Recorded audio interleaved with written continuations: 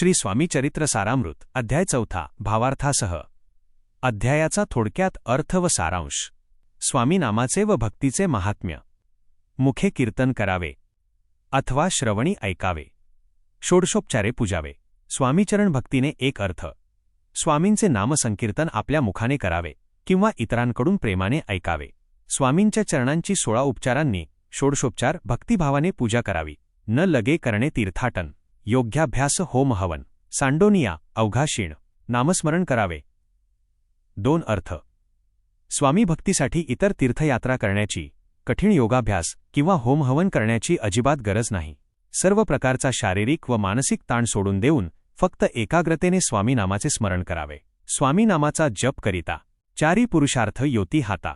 स्वामी चरित्र गात ऐकता पुनरावृत्ती चुकेल 3 अर्थ। स्वामी नामाचा अखंड जप केल्याने धर्म, अर्थ, काम आणि मोक्ष हे 4ही पुरुषार्थ सहज प्राप्त होतात। स्वामींचे चरित्र गायल्याने आणि ऐकल्याने पुनर्जन्माचा फेरा, जन्ममरणाचे चक्र चुकून मोक्ष मिळतो। ओवी 4 ते 5। अक्कलकोट आगमन व चोळप्पांची सेवा। गताध्यायाचे अंती। अक्कलकोटी आलेयती, नृपराया दर्शन देती, स्वेच्छेने राहती तयापुरी 4 अर्थ। मागील अध्यायाच्या शेवटी वर्णन केल्याप्रमाणे यतिवर्य स्वामी समर्थ अक्कलकोट नगरीत आले। त्यांनी तेथील राजाला दर्शन दिले आणि आपल्या स्वेच्छेने त्याच नगरीत मुक्काम केला। चोळप्पाचा दृढभाव। घरी राहिले स्वामीराव, हे तयाचे सुकृतपूर्व। नित्यसेवा घडे त्याते 5 अर्थ। चोळप्पांचा स्वामींवर अत्यंत दृढ आणि निस्सीम भाव होता, म्हणूनच स्वामी समर्थ त्यांच्या घरी राहू लागले। हे चोळप्पांच्या पूर्वजन्मीच्या पुण्याचेच सुकृताचे फळ होते, ज्यामुळे त्यांना रोज स्वामींची सेवा करण्याचे भाग्य लाभले। ओवी 6 ते 7। स्वामींचे मानवरूप आणि चोळप्पांवर कृपा। जे केवळ वैकुंठवासी, अष्टसिद्धी ज्यांच्या दासी, नवविधी तत्पर सेवेसी, ते धरिती मानवरूप 6 अर्थ। जे प्रत्यक्ष वैकुंठाचे धनी आहेत, अष्टसिद्धी ज्यांच्या दासी आहेत आणि नवनिधी ज्यांच्या सेवेसाठी सदैव तत्पर असतात, अशा परमेश्वराने स्वामींनी केवळ भक्तांच्या उद्धारासाठी मानवरूप धारण केले आहे। चोळप्पा केवळ निर्धन, परी स्वामी कृपा होता पूर्ण। लक्ष्मी होऊन या आपण, सहज आली तया घरी 7 अर्थ। चोळप्पा अत्यंत गरीब, निर्धन होते, परंतु स्वामींची पूर्ण कृपा होताच साक्षात लक्ष्मी स्वतः प्रसन्न होऊन त्यांच्या घरी सहज चालून आली आणि त्यांचे दारिद्र्य दूर झाले। कैसी आहे तयाची भक्ती। नित्य पाहती परीक्षा येती, नाना प्रकारे त्रास देती, परी तो कधी न कंटाळे 8। भावार्थ। भक्ताची स्वामींवर किती अगाध आणि अनन्य निष्ठा आहे हे पाहण्यासाठी स्वामी यती दररोज त्याची निरनिराळ्या प्रकारे परीक्षा घेत असत। त्याला अनेक प्रकारे त्रास किंवा खडतर प्रसंगांना सामोरे जावे लागे, परंतु तरीही तो भक्त स्वामींच्या सेवेला कधीही कंटाळला नाही किंवा त्याचा भाव ढळला नाही। चोळप्पाची सद्गुणी कांता, तीही केवळ पतिव्रता, सदोदित तिच्या चित्ता। आनंद स्वामी सेवेचा 9। भावार्थ। स्वामींचे परमभक्त चोळप्पा यांची पत्नी अत्यंत सद्गुणी आणि पतिव्रता होती। स्वामींची अखंड सेवा करण्यातच तिच्या मनाला सदैव मनापासून आनंद आणि समाधान मिळत असे। स्वामी नाना खेळ खेळती, विचित्र लीला दाखविती, नगरवासी जनांची भक्ती दिवसेंदिवस दृढ जडली 10। भावार्थ। स्वामी समर्थ महाराज अनेक प्रकारच्या अगाध लीला खेळ करत असत आणि लोकांना आपल्या चमत्कारिक लीला दाखवत असत। या लीला पाहून अक्कलकोटच्या नगरवासियांची स्वामींवरील श्रद्धा आणि भक्ती दिवसेंदिवस अधिकच दृढ होत गेली। स्वामी केवळ ईश्वरमूर्ती, देशोदेशी झाली ख्याती, बहुत लोक दर्शना येती, कामना चित्ती धरोनी 11। भावार्थ। श्री स्वामी समर्थ हे साक्षात ईश्वराचेच रूप आहेत, अशी त्यांची कीर्ती दूरवरच्या देशांमध्ये आणि प्रदेशांमध्ये पसरली। त्यामुळे मनात निरनिराळ्या इच्छा, कामना धरून अनेक लोक स्वामींच्या दर्शनासाठी दूरवरून येऊ लागले। कोणी संपत्ती कारणे, कोणी मागते संताने, व्हावी म्हणून या लग्ने येती दूर, देशाहुनी 12। भावार्थ। लोक स्वामींकडे निरनिराळ्या मागण्या घेऊन येत, कोणी धनसंपत्ती मिळावी म्हणून, कोणी संतानप्राप्ती, मुलबाळ व्हावी म्हणून, तर कोणी मुलामुलींची लग्ने सुखरूप व्हावीत म्हणून दूरदूरच्या देशांतून स्वामींच्या चरणी येत असत। शरीर भोगे कष्टले, संसारतापे तप्त झाले, मायामय पसाऱ्याते फसले, ऐसे आले किती 1 13। भावार्थ। अनेक लोक शारीरिक व्याधी आणि आजारांनी त्रस्त झालेले, संसारातील दुःखांनी आणि संकटांनी होरपळून निघालेले, तर काही या जगाच्या मायाजळात आणि मोहात फसलेले, असे अगणित लोक स्वामींच्या आश्रयाला आले। सर्वांशी कल्पद्रुमासमान होऊनी कामना करीती पूर्ण, भक्त का जास्त व अवतीर्ण, मानवरूपे जाहले 14। भावार्थ। स्वामी समर्थ हे सर्वांसाठी कल्पवृक्षाप्रमाणे सर्व इच्छा पूर्ण करणारे झाड झाले आणि त्यांनी प्रत्येकाची इच्छा पूर्ण केली. भक्तांच्या कल्याणासाठी आणि त्यांची कामे पार पाडण्यासाठीच साक्षात परमेश्वराने हे मानवरूप धारण करून अवतार घेतला आहे. भक्त अंतरी जे जे इच्छिती ते ते यतिराज पुरविती. दृढचरणी जयांची भक्ती त्यासी होती कल्पतरू पंधरा. भावार्थ, भक्तांच्या मनात ज्या ज्या इच्छा निर्माण होतात त्या सर्व इच्छा स्वामी महाराज यतिराज पूर्ण करतात. ज्यांची स्वामींच्या चरणी दृढ आणि निष्ठावंत भक्ती आहे त्यांच्यासाठी स्वामी साक्षात कल्पवृक्ष बनून त्यांच्या पाठीशी उभे राहतात. जे का निंदक कुटील तया शास्ते केवळे.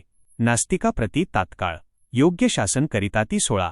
भावार्थ, जे लोक निंदा करणारे कपटी आणि दुष्ट वृत्तीचे आहेत त्यांना स्वामी योग्य तो धडा शिकवतात. ईश्वरावर विश्वास न ठेवणाऱ्या नास्तिकांना स्वामी तात्काळ योग्य ते शासन, शिक्षा किंवा योग्य दिशा देऊन ताळ्यावर आणतात. महिमा वाढला विशेष कित्येक करू लागले द्वेष. कोणा एका समयास वर्तमान घडले पै 17. अर्थ, श्री स्वामी समर्थांची कीर्ती आणि महिमा दिवसेंदिवस खूप वाढू लागला. जशी स्वामींची प्रसिद्धी वाढली तसे काही लोक त्यांचा द्वेष मत्सर करू लागले. अशा काळात एक विशिष्ट प्रसंग घडला. कोणी 2 संन्यासी आले अक्कलकोटासी. हासोनी म्हणती जनांसी ढोंगियाच्या नादी लागला. 18. अर्थ, एके दिवशी 2 संन्यासी अक्कलकोटमध्ये आले.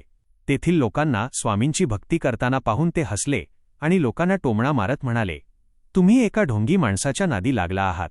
हा स्वामी नव्हे ढोंगी, जो नाना भोग भोगी, साधू लक्षणे याचे अंगी, कोणतेही वस्तसे. 19. अर्थ, ते संन्यासी म्हणाले, हा कोणी खरा स्वामी किंवा साधू नसून ढोंगी आहे. हा तर सर्व प्रकारचे सांसारिक उपभोग घेतो. एका खऱ्या साधूमध्ये असणारे कोणते बरं लक्षण याच्या अंगात दिसतंय? काय तुम्हा वेड लागले? वंदिता ढोंग्याची पावले, यात स्वार्थना परमार्थ मिळे. फसला तुम्ही अवघे ही 20. अर्थ, ते लोकांना पुढे म्हणाले, तुम्हाला काय वेड लागलंय की तुम्ही या ढोंगी माणसाच्या पाया पडत आहात? याने तुम्हाला ना ऐहिक फायदा स्वार्थ मिळणार ना ईश्वराची प्राप्ती परमार्थ होणार. तुम्ही सगळेजण फसला आहात. ऐसे तयानी निंदिले. समर्थांनी अंतरी जाणिले. जेव्हा ते भेटीसी आले तेव्हा केले नवल 1:21. अर्थ, अशा प्रकारे त्या संन्याशांनी स्वामींची भरपूर निंदा केली. श्री स्वामी समर्थांनी अंतर्यामी मनातल्या मनात हे सर्व ओळखले. जेव्हा ते दोघे स्वामींच्या दर्शनासाठी आले तेव्हा स्वामींनी एक अद्भुत चमत्कार केला. पहावया आले लक्षण. समर्थ समजले ती खूण. ज्या घरी बैसले तेथून उठोनिया चालिले 22. अर्थ, ते संन्यासी स्वामींच्या अंगी साधूची लक्षणे आहेत की नाही हे पारखण्यासाठी आले होते. समर्थांनी त्यांचा हेतू लगेच ओळखला. ती खूण टिपली. मग स्वामी ज्या ठिकाणी बसले होते तिथून उठून निघून गेले. एका भक्ताची या घरी पातली समर्थांची स्वारी. तेही दोघे अविचारी होते बरोबरी संन्यासी. 23. अर्थ, तिथून निघून श्री स्वामी समर्थ एका भक्ताच्या घरी गेले. ते 2 विचारहीन अविचारी संन्यासीसुद्धा स्वामींच्या पाठोपाठ तिथे पोहोचले. तेथे या 3ही मूर्ती बैसविल्या भक्ते पाटावरती. श्री स्वामी आपुले चित्ती चमत्कार म्हणती करू आता. 24. अर्थ, त्या भक्ताने आदराने श्री स्वामी समर्थ आणि त्या दोन्ही संन्याशांना अशा तिघांना बसण्यासाठी पाट दिले आणि बसवले. तेव्हा श्री स्वामी समर्थांनी आपल्या मनात विचार केला की आता यांना खरा चमत्कार दाखवूया. ओवी 25. दर्शनेच्छू जन असंख्यात पातले तेथे क्षणार्धात. समाज दाटला बहुत. एकच गर्दी झाली. 25. अर्थ, दर्शनाची इच्छा असणारे असंख्य लोक क्षणार्धात तिथे गोळा झाले. लोकांचा प्रचंड समुदाय एकत्र आल्यामुळे तिथे तुफान गर्दी झाली. ओवी 26. दर्शन घेऊन चरणांचे मंगल नाव गर्जती वाचे. हेतू पुरवावे मनीचे म्हणून या विनविती. 26. अर्थ, सर्व लोक स्वामींच्या श्रीचरणांचे दर्शन घेऊन तोंडाने त्यांच्या पवित्र नावाचा जयजयकार करू लागले. आपल्या मनातील इच्छा मनोरथ पूर्ण व्हावेत म्हणून ते स्वामींना आदरपूर्वक प्रार्थना करू लागले. ओवी 27. कोणी द्रव्य पुढे ठेविती, कोणी फळे समर्पिती, नाना वस्तू अर्पण करीती, नाही मिती तयांचे. 27. अर्थ, लोक स्वामींपुढे प्रेमाने धन पैसा ठेवत होते. कोणी फळे अर्पण करत होते तर कोणी इतर निरनिराळ्या वस्तू स्वामींच्या चरणी वाहत होते. त्या अर्पण केलेल्या वस्तूंची काही गणतीच उरली नव्हती. अगणित वस्तू जमा झाल्या होत्या. ओवी 28. कोणी नवसाते करीती, कोणी आणोनिया देती, कोणी काही संकल्प करीती, चरण पूजिती आनंदे. 28. अर्थ, कोणी नवस बोलत होते, कोणी पूर्वी बोललेला नवस फेडण्यासाठी वस्तू आणून देत होते, तर कोणी मनी काही विशेष संकल्प करत होते आणि मोठ्या आनंदाने स्वामींच्या चरणांची पूजा करत होते. ओवी 29. संन्यासी कौतुक पाहती, मना माझी आश्चर्य करीती, क्षण एक तटस्थ होती, वैरभाव विसरोनी. 29. अर्थ. तिथे उपस्थित असलेले संन्यासी हे सर्व कौतुक पाहत होते आणि मनातल्या मनात प्रचंड आश्चर्यचकित होत होते. स्वामींबद्दलचा आपला जुना मत्सर किंवा वैरभाव विसरून ते काही क्षण शांत व अवाक तटस्थ होऊन पाहतच राहिले. ओवी 30. क्षण एक घडता सत्संगती, तत्काळ पालटे की कुमती, म्हणोनी कवी वर्णिताती, संत महिमा विशेष. 30. अर्थ. केवळ एका क्षणाचा सत्संग, सज्जनांची संतांची सांगत जरी घडला तरी माणसाची वाईट बुद्धी, दुर्बुद्धी तत्काळ बदलते. म्हणूनच कविमंडळी संतांच्या महिम्याचे विशेष वर्णन करतात. ओवी 31. स्वामीपुढे जे जे पदार्थ पडले होते असंख्यात, ते निजहस्ते समर्थ, संन्याशांपुढे लोटीती. 31. अर्थ. स्वामींपुढे भक्तांनी अर्पण केलेले जे जे असंख्य पदार्थ व वस्तू पडल्या होत्या त्या सर्व समर्थ स्वामींनी स्वतःच्या हाताने त्या संन्याशांच्या पुढे सरकवून देऊन दिल्या. ओवी 32. पाणी सुटले त्यांच्या मुखासी, म्हणती यथेच्छ मिळेल खावयासी, आज सारा दिवस उपवासी, जीव आमुचा कळवळला. 32. अर्थ. ते विविध पदार्थ पाहून त्या संन्याशांच्या तोंडाला पाणी सुटले. ते मनाशी म्हणू लागले, आता आपल्याला हवे तितके पोटभर खावयाला मिळेल. आज दिवसभर उपवास घडल्यामुळे आमचा जीव भुकेने कासावीस कळवळला झाला होता. ओवी 33. मोडली जनांची गर्दी, तो येवोनी सेवे करी, संन्याशांपुढल्या नानापरी, वस्तू नेऊ लागले. 33. अर्थ. महाप्रसादाची वेळ संपल्यामुळे लोकांमधील गर्दी पांगली कमी झाली. तितक्यात स्वामींचे सेवेकरी तेथे आले आणि त्या पाखंडी ढोंगी संन्याशांच्या पुढे लोकांनी ठेवलेल्या नानाविध भेटवस्तू व अन्न पदार्थ उचलून घेऊन जाऊ लागले. ओवी 34. तेव्हा एक क्षणार्धात द्रव्याधिक सारे नेत, संन्यासी मनी झुरत, व्याकुळ होत भुकेने. 34. अर्थ. पाहता पाहता एका क्षणात सेवेकऱ्यांनी तेथील सर्व धन, द्रव्य आणि खाद्यपदार्थ उचलून नेले. हे पाहून ते संन्यासी मनातल्या मनात झुरत राहिले आणि भुकेने अतिशय व्याकुळ झाले.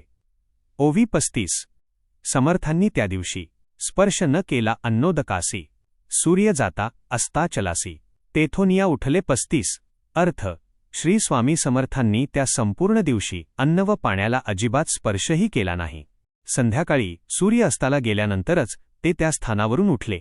ओवी 36. दोघे संन्यासी त्या दिवशी राहिले केवळ उपवासी, रात्र होता तयांसी, अन्नोदक वर्ज्य असे. 36.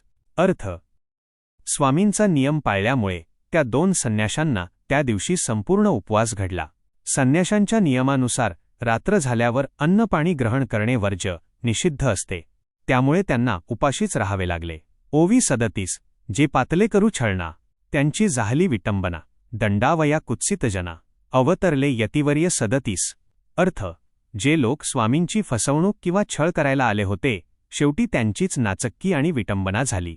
दुष्ट आणि कुत्सित बुद्धीच्या लोकांना दंड देण्यासाठीच यतिश्रेष्ठ स्वामी समर्थांनी अवतार घेतला आहे.